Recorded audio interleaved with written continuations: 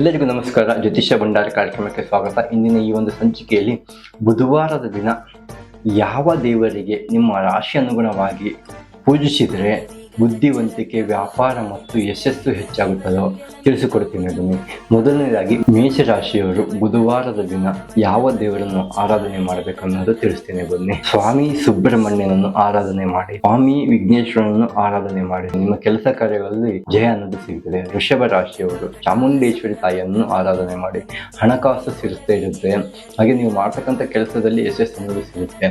ಮಿಥುನ ರಾಶಿಯವರು ಮಂಜುನಾಥ ಸ್ವಾಮಿಗೆ ನೀವು ಪೂಜಿಸಿದ್ದೇ ಆದಲ್ಲಿ ನಿಮ್ಮ ಕೆಲಸ ಕಾರ್ಯಗಳಲ್ಲಿ ಯಶಸ್ಸು ಬರುತ್ತೆ, ಬುದ್ಧಿವಂತಿಕೆ ಮತ್ತು ಸಮತೋಲನ ಹೆಚ್ಚಾಗುತ್ತದೆ.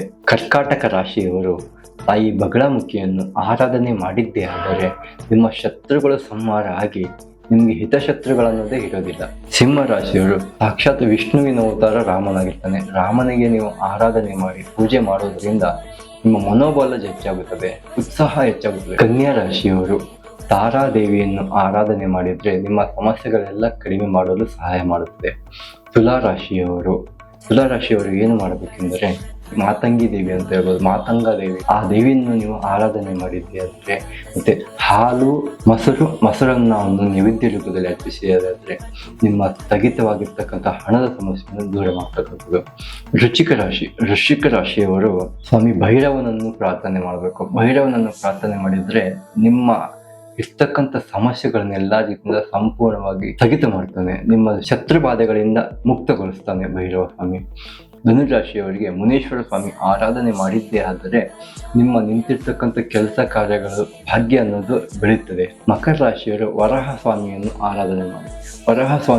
ಆರಾಧನೆ ಮಾಡಿದ್ದೇ ಆದರೆ ನಿಮ್ಮ ಸಕಲ ಕೆಲಸ ಕಾರ್ಯಗಳಲ್ಲಿ ಸಮಸ್ಯೆಗಳಲ್ಲಿ ನಿಧಾನವಾಗಿ ಕಡಿಮೆ ಆಗುತ್ತದೆ. ಕುಂಭರಾಶಿಯವರು ವರಹ ಸ್ವಾಮಿಗೆ ಆರಾಧನೆ ಮಾಡುವುದರಿಂದ ಧೈರ್ಯ ಮತ್ತು ಉತ್ಸಾಹ ಜಾಸ್ತಿ ಆಗುತ್ತದೆ. ಮೀನರಾಶಿಯವರು ಅಯ್ಯಪ್ಪ ಸ್ವಾಮಿಯನ್ನು ಆರಾಧನೆ ಮಾಡಿದ್ದೇ ಆದರೆ ಸ್ವಾಮಿಯೇ ನಿಮ್ಮ ಜೀವನದಲ್ಲಿ ಇರ್ತಕ್ಕಂಥ ಕಷ್ಟಗಳಿಗೆಲ್ಲ ರೀತಿಯ ಮಾರ್ಗದರ್ಶಿಯಾಗಿ ನಿಲ್ತಾರೆ. ಇದೇ ರೀತಿಯ ಹೆಚ್ಚಿನ ಮಾಹಿತಿಗಾಗಿ ನಮ್ಮ ಪೇಜ್ ಫಾಲೋ ಮಾಡಿ, ಲೈಕ್ ಮಾಡಿ, ಶೇರ್ ಮಾಡಿ, ಸಬ್ಸ್ಕ್ರೈಬ್ ಮಾಡಿ. ನಮಸ್ಕಾರಗಳು.